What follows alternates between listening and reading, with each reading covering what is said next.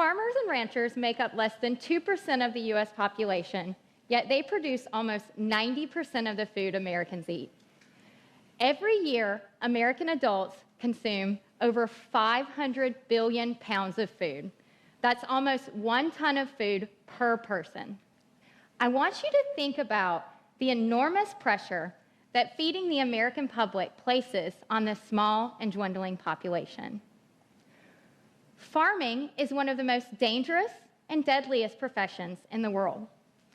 According to the Occupational Safety and Health Administration, farming is in the top 10 riskiest jobs in America, with a fatal injury rate of 21 deaths per 100,000 workers.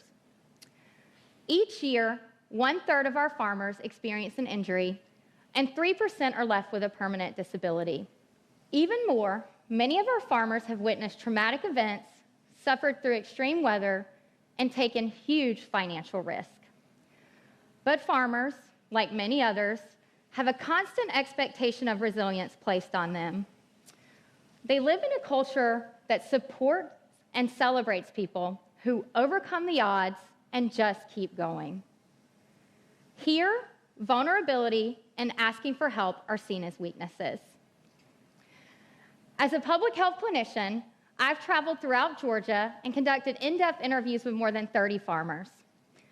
It is my job to study the health of our populace from every angle, and what could be more important than the health of the people who feed our entire population?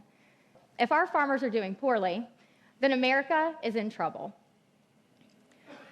What I've learned through my interviews is that our farmers are burdened not only with the responsibility to feed our entire population, but they are also cursed with the expectation to do it no matter the cost to their own well-being. The pile of stressors, paired with the lack of resources and support, is leading to a mental health crisis in a population that needs to be healthy for all of us to eat and survive. So here's a story about a farmer. Let's call her Sarah. She's a farmer in central Georgia, striving to carry on a tradition, a family tradition, 3 generations in the making. In March of 2023, she lost nearly half of her yearly income in less than 24 hours due to an extreme weather event. An unexpected frost and freeze destroyed her crops. Consequently, this year, her farm is operating on a razor's edge between financial viability and ruin, and she's not sure how many farmhands she can hire for the upcoming season. An unusually cold spring week for most of us turned into a disastrous situation for Sarah. But if generations before her could do it, so could she, right? The reality is, Sarah is faced with stressors completely out of her control and a perpetual expectation to find a way to make it work, which has long-term impacts on her mental health. The unfortunate reality is American farmers are experiencing high rates of generalized anxiety, depression, and death by suicide. According to the National Rural Health Association, the suicide rate among farmers is 3.5 times higher than the general population. And from 2000 to 2018, there was an increase of almost 50% in rural suicides. Add to this, many of our farmers face barriers to seeking care.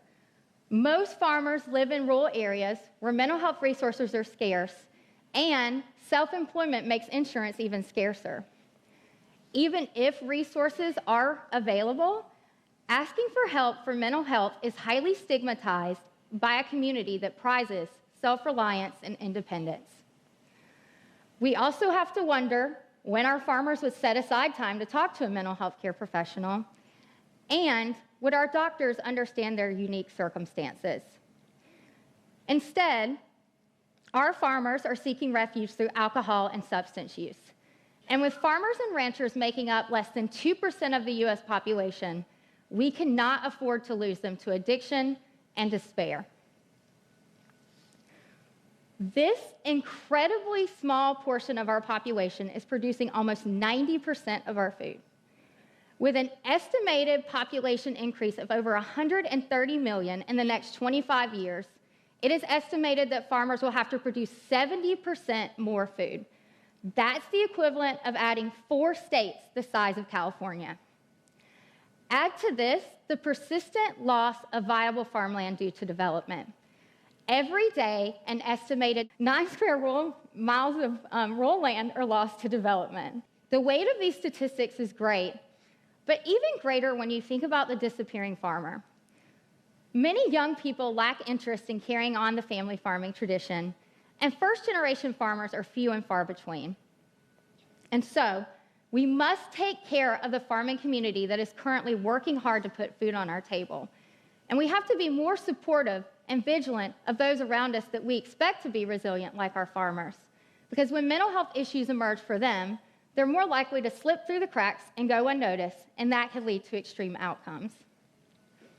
Now, I'm not a farmer, but I'm from Madison County, a rural area in northeast Georgia where being tough and independent was an absolute necessity.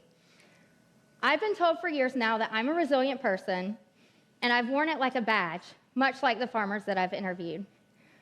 But what I didn't realize until I started this research was how much damage I was doing to my own well-being by creating a narrative and identity around my grit. I've lost 2 brothers to substance use disorders.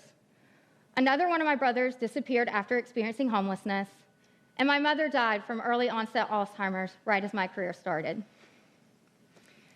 I never talked to anybody about how I felt. I didn't even tell people around me that my brothers died. I didn't ask for help even though I needed it. I remember thinking that if I let myself feel too much that I couldn't be successful. I was terrified that my feelings would be my undoing. That if I asked for help, people around me would perceive me as weak. So I placed more value in what I did versus how I felt. And recently, I've experienced issues from the burden of carrying the scars and trauma of my life without getting help. Now, I tell this story because it's my way of understanding the cost of resilience. Resilience can be useful in helping people adapt to uncomfortable or hard situations, but it can also make people tolerant of unpleasant circumstances. In my experience, the price paid is often the devaluation of emotion and the tolerance of unnecessary distress. But I hope there's a future where we could come together and redefine resilience. Because what if resilience was signified by seeking help when we needed it? What if taking care of yourself and your mental well-being by talking about your struggles was seen as a resilient move? What if we realized that we shouldn't applaud anyone for constantly striving in an environment deprived of resources? Now, we can all agree that we need our farmers healthy and thriving now and in 25 years. But we cannot let them rely on resilience alone to keep them going in our changing environment. We must step in and provide help and resources, and we have to work harder to destigmatize mental health in rural areas. If we don't take action, we will all feel the impact, but that's not enough. Everyone in the community has to be willing to have open and honest conversations about mental health. This includes family members, pastors, feed store managers, bankers, politicians, and doctors. It starts with you being open and honest with the people around you about how you feel. Part of reducing stigma is listening and connecting. And our poor coping strategies arise from disconnection, and our hopelessness is rooted in our inability to be vulnerable. So the next time you sit down and break bread, I want you to think about the love a farmer put into growing what is on your plate, providing you with the opportunity to connect with those around you. And now it's time for us to build bridges and support those farmers who make those special moments happen for all of us. Thank you.